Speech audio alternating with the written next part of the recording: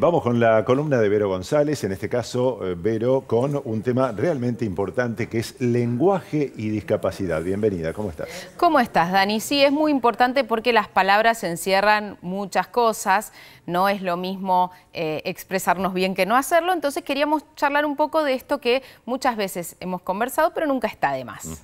Bien, contanos. Vamos a ver unas plaquitas. Perfecto, ahí está. Bien.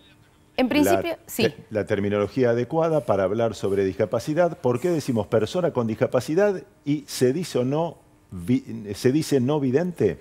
Bueno, vamos a empezar por qué decimos persona con discapacidad. Es un debate que se dio mucho entre las personas con discapacidad y las organizaciones de personas con discapacidad y se llegó a esa terminología. ¿Por qué? Porque primero la persona, ¿sí? La discapacidad es una característica como tantas otras. Y recordemos que la discapacidad es cuando una persona tiene una deficiencia intelectual, mental, física o sensorial, ya sea visual o auditiva, que es una deficiencia a largo plazo y que al interactuar con la sociedad la persona tiene barreras, experimenta barreras. ¿Barreras para qué? Para estudiar, para trabajar, para comunicarse, ¿sí?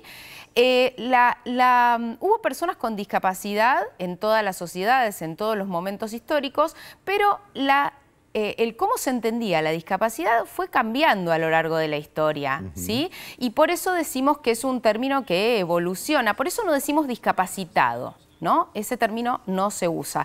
No decimos capacidades diferentes. ¿Por qué no? Porque vos y yo tenemos capacidades diferentes y eso no significa que vos tengas una discapacidad.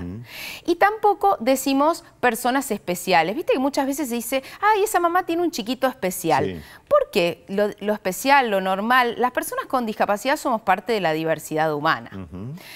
No vidente. Bien. Esa es una pregunta importante porque a veces hay personas que si le decís no vidente, dicen no, decime ciego. Así es. ¿Y por qué? ¿Vos tenés la capacidad de ver el futuro, Dani? No. Bueno, yo tampoco. La capacidad de ver el futuro es ser vidente, ¿sí? Cualquiera que no la tenga es no vidente y eso no significa que sea una persona ciega, es un eufemismo. Decimos persona ciega o persona con baja visión si es que tiene una disminución visual. O sea que lo correcto es decir persona ciega. Así es. Bien. Vamos a la siguiente placa entonces. ¿De qué manera se menciona a las personas dentro del espectro autista? Bien, decimos personas dentro del espectro autista porque las personas con autismo presentan diversas manifestaciones. No todas las personas tienen las mismas dificultades o los mismos desafíos, ¿sí? Entonces le decimos persona con autismo o persona autista o también se utiliza mucho el término neurodivergente, ¿sí? Esas son las maneras en las que se llama. Y nunca se utiliza el término autista como un insulto, ¿no? Que muchas veces lo vemos. Y porque una persona puede aislarse porque quiere aislarse y no prestar atención a su entorno y no significa tener autismo, ¿no? Correcto. También en esta placa, ¿se dice sordomudo? No, definitivamente no. Se dice persona sorda. Las personas sordas se comunican y se expresan a través de la lengua de señas. Que no puedan hablar de manera verbal no significa que no se comuniquen. Y otra cosa, Dani, es lengua de señas, no lenguaje, ¿sí? La lengua de señas es un idioma que evoluciona, por eso le decimos lengua. Muy bien, y vamos a la tercera placa. En este caso la pregunta es, ¿por qué no se dice enano?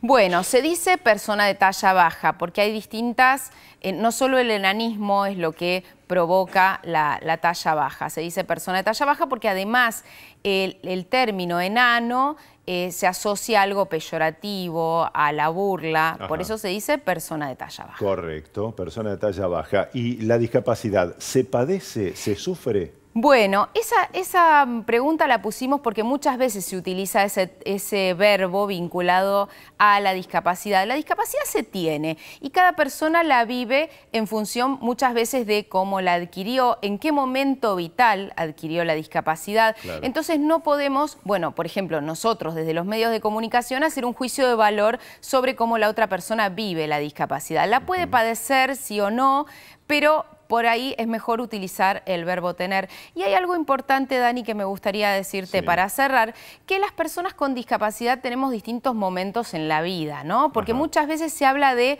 chicos con discapacidad, y uno indaga un poquito, estamos hablando de una persona de 30, 40 años, Claro. ya no sería un chico, ¿no? Obvio. No infantilicemos. Eso también es importante porque tiene que ver con respetar los derechos de las personas y los distintos momentos evolutivos de las personas. Muy buen informe, muy importante conocer en detalles cómo manejarnos con el idioma y cómo manejarnos concretamente con las personas con discapacidad, cómo señalar cada uno de los términos. Gracias, Vero. Muchas gracias a vos.